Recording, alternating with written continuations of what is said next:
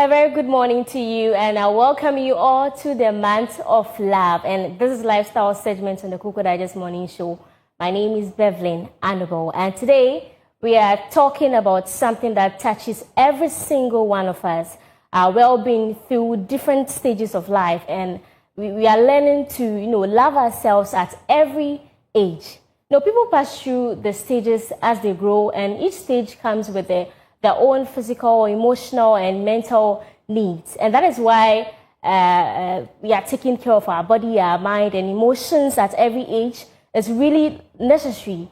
But one thing that always, remains constant in all of this is how we care and value ourselves. And so to help us, understand this wonderful, topic is Esther.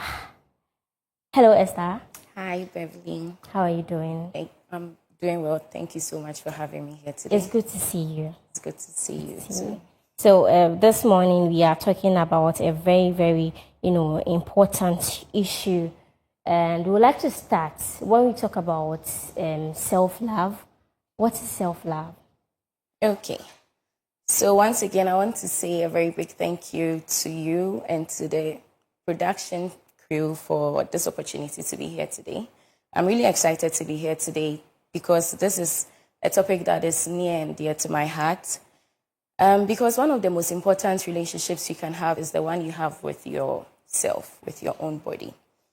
So I started Conversations on Women's Health, my initiative, because I experienced firsthand when we are not taking care of ourselves, when we don't have that relationship with ourselves.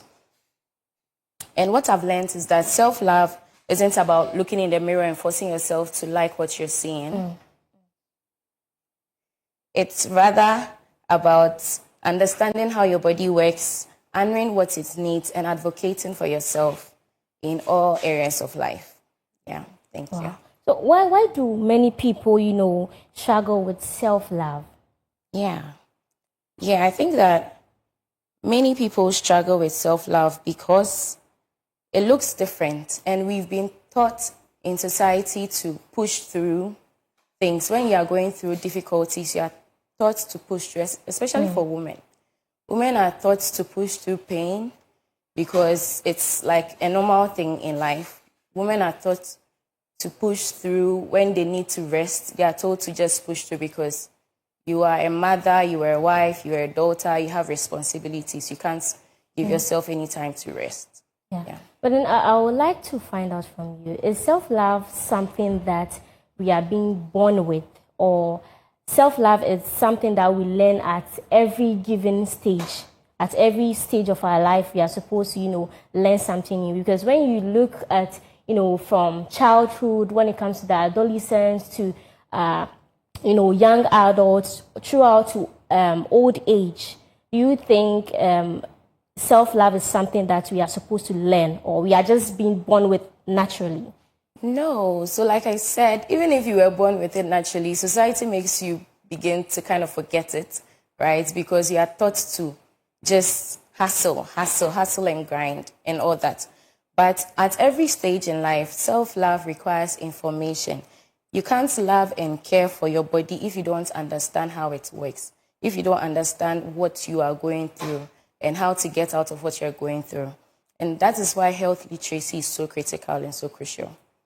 Okay, so you spoke about society sometimes, pushing us, tight in their corner to the extent that we don't even give, the right love, or we don't give like the love we need for ourselves. What do you think society can do, especially when children are being born into the society? What are some of the things that they can do to, group them to love and value themselves?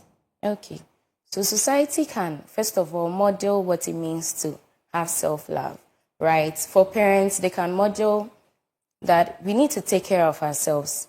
And doing that is not selfish. Doing that is not you being lazy. It's understanding that your body can only go so far.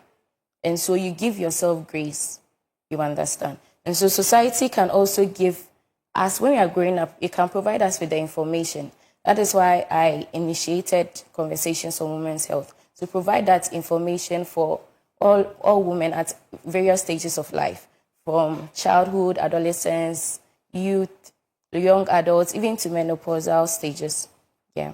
So when it comes to today's social media, I mean, you see people, doing comparisons. Oh, my friend is doing this. I feel like there's a setback. I'm not even able to move on. Do you think self-love has a role to play in all of that? Because we've passed through the various institutions when it comes to society. We go to school, we go to churches, we see people progressing, and then sometimes people even ask themselves, is this really me? Why is this happening to me?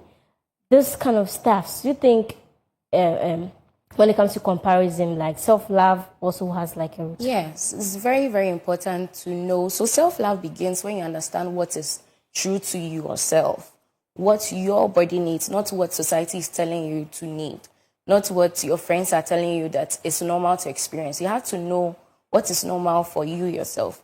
So as a woman, it's even very important to track your menstrual cycle, to track how your body changes as you are growing up. It will help you to stay true to yourself regardless of what you are being told outside. Right. Now let's talk about, self-love and then relationship. Because, there are certain friendships that, because you feel you are not loved, because you are not even loving yourself. I mean, how are you able to love someone? Yeah. Because even the Bible says that love your neighbor as you love yourself. Don't love your neighbor more than you love yourself. Yeah. There's certain relationships that people, pour so much into it. Yeah. But then at the end of it, so how would you, figure the two out? Yeah, that's a really good question, because you can't pour from an empty cup, right? Yeah. And you can't also give what you don't understand. Yeah. So first of all, you need to understand yourself. You need to give yourself that grace. You need to take that time off to reflect, to be true to yourself, to understand what am I going through? What do I like? What do I not like? Am I just liking this because of what society is telling me to like? Do I actually like this? Do I actually not like this? And then you begin to set boundaries, because the relationship you have with yourself, first of all, is most important, and it will be the foundation for every other relationship you have. And so if you are not true to yourself, if you don't even understand what I like, what I do not like, it will turn out into people pleasing. It will turn out to you are always bent out because you are always trying to please everybody around you except yourself. You understand? Okay, but do you think it has to be, selfish? You have to be selfish when it comes to loving yourself. So self-love. Because I've seen situations where, people are going through a lot, especially when on the part of families, that the firstborns, they feel like they have, so many responsibilities.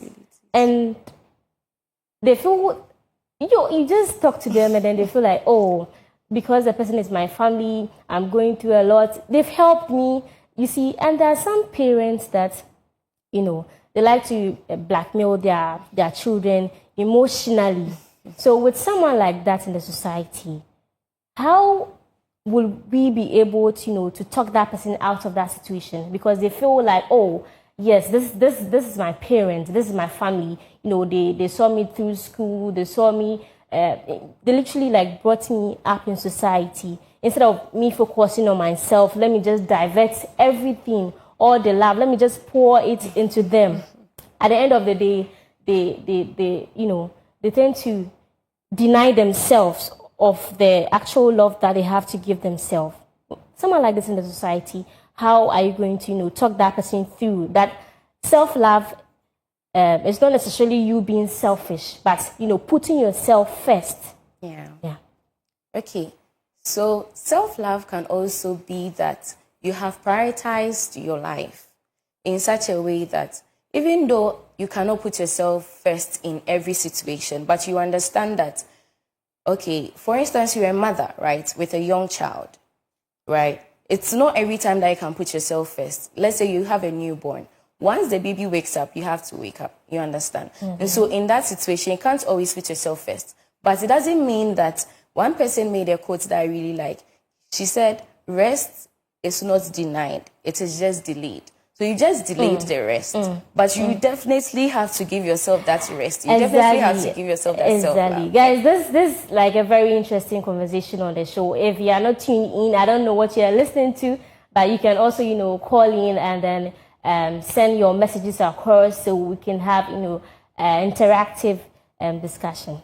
Yes. So like I was saying, when you begin to understand this, when you begin to know this, you understand that you can give to the other people from a place of wholeness, from a place of wellness. So you are not resentful towards them. You do not burn out in your doing good, in your being kind to your family members, to your friends, to everybody that you need to sort out in society, right? You are not burning out. Because if you don't take the time to take care of yourself first, you begin to resent the people, even though they are your family members, even though they are good friends of yours. But because you are not taking that time out to be intentional about yourself, to be intentional about your needs, you begin to be resentful towards them. Yeah. Right. So now let's talk about self-love in the different stages. How does self-love change as people grow older? When you are young, you are fresh, you are, that's like the peak of your days. You look at your body in the mirror every day, and you are happy about how your curves are showing and how pretty you look, how fresh and nourishing you look. But then as you grow older, definitely that's where the changes start. So with somebody growing, how does self-love change how people grow? How does it change? Yeah, so at every stage in life, what you would refer to as self-love changes, right?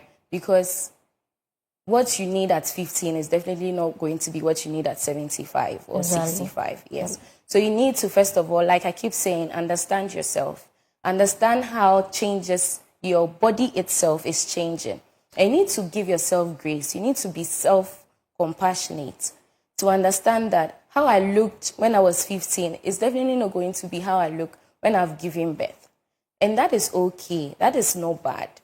When you understand that, it helps you to love yourself. And how you look when you're 35, you've given birth to your first child, it's definitely not going to be how you look when you're about 65 and your bones are beginning to fail.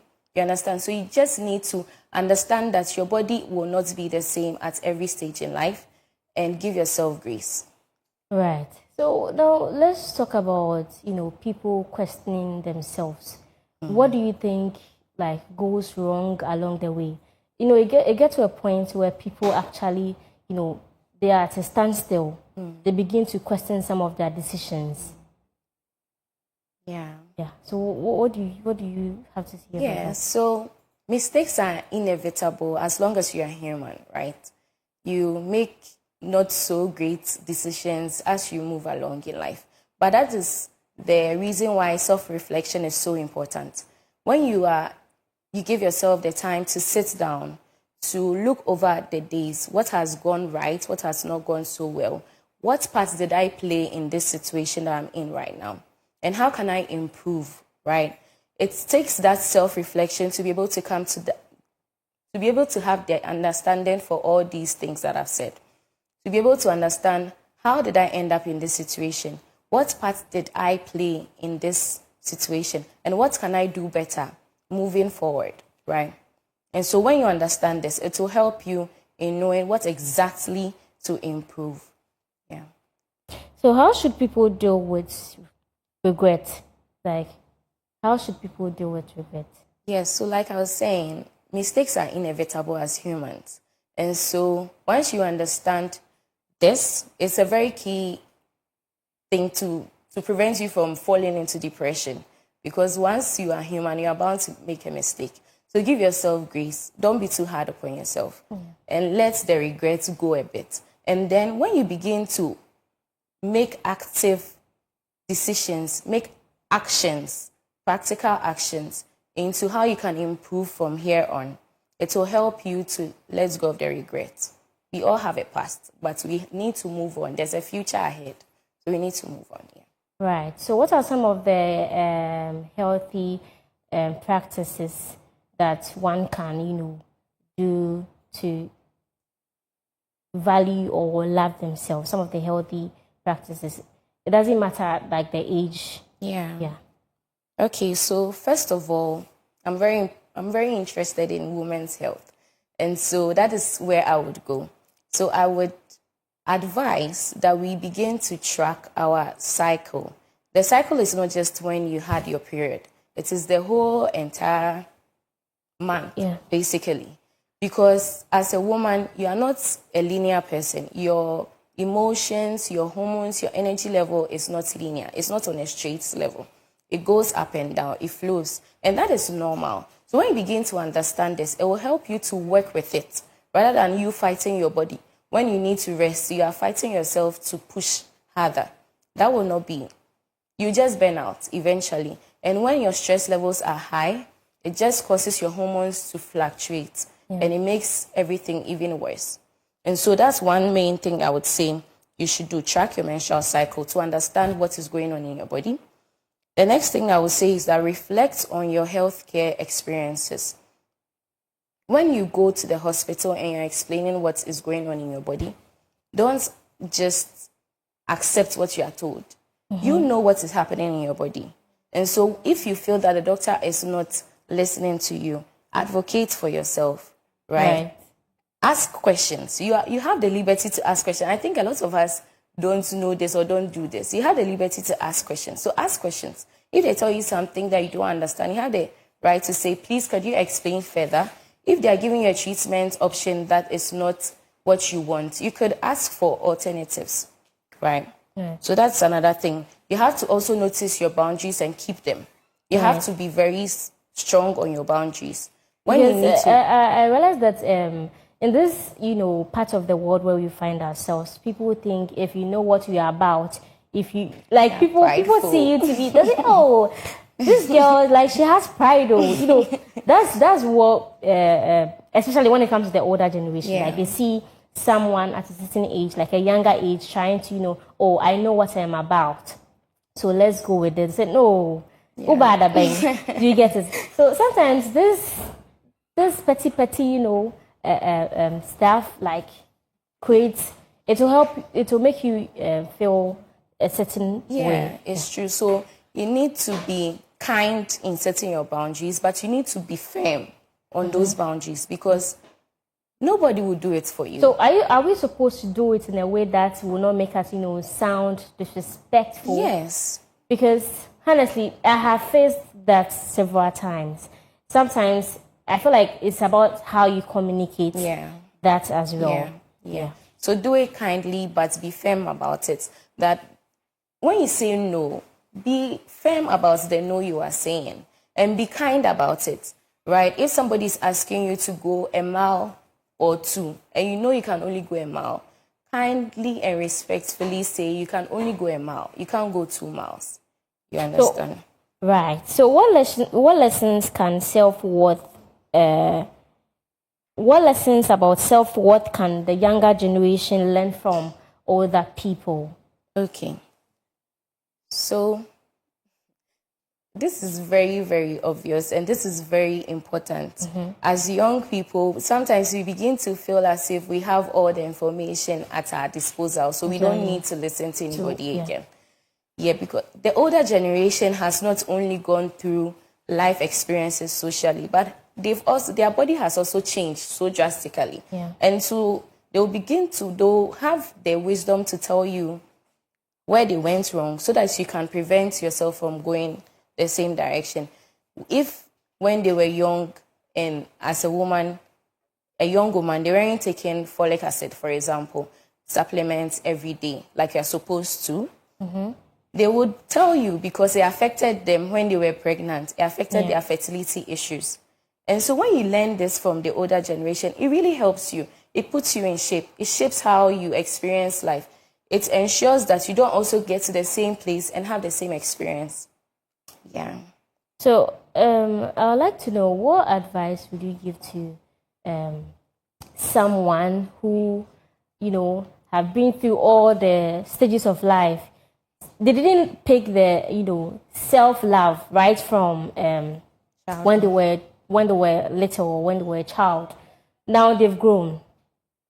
They've, I don't know how to put it for you to get well, but they pass through all the stages of life, and now they don't see their value. Do you get it? I feel like there are certain people, like they are always compressed. Oh, let me just go with what this person is saying, not putting themselves first. And it has affected them through all their life till now, in terms of choices, in terms of family, in terms of everything that has to, do with life stages. And now they're at a point where they feel like they don't even fit in the society again. What advice would you give to someone like that watching this?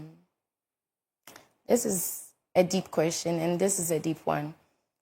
I believe that no matter what age you are, you can still have self-worth. You still bring value to the society. You still bring value to your family. You still bring value to your friendships and to all the relationships in your life. It's never too late. Unless you are dead, I believe that as long as you are able to wake up every day and have breath in your lungs, there's another opportunity to do better. There's another opportunity to go again. That's a key phrase in some of my circles. We go again. We go again.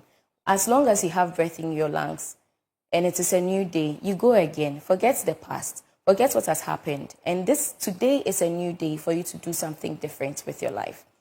It is never too late to advocate for yourself. It is never too late to make the right choices. It's never too late to learn more about your health, to learn more about your body.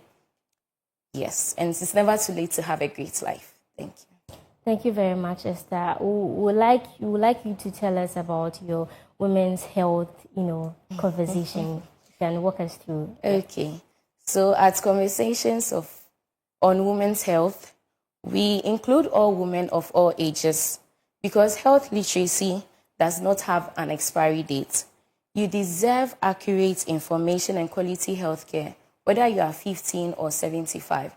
And so we have made it our goal to increase health literacy among women by at least 50% by 2027. So this is our goal. And we do this through social media content. We also host monthly live sessions where we create a safe space for you to have conversations about your health, for you to be able to ask questions with the experts to give you the right answers, because we understand that information overload is also available. There's so much information in the world, on social media, on the internet about women's health. And so sometimes it can feel overwhelming to know which one applies to you, which one is important, which one is accurate even, because there's so much misinformation as well, which one is accurate. And so we've created that platform for you to have accurate, reliable, and a safe space for you to have that conversation. Yeah. Thank you very much, Miss Esther, for sharing your wisdom with us. And we would like to, have the birthday celebration for today.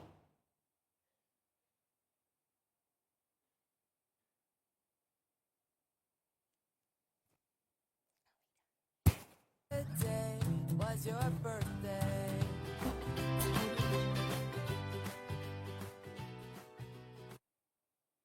I heard today was your birthday.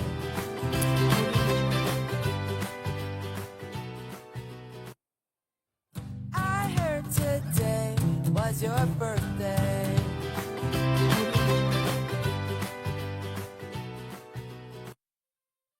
I heard today was your birthday.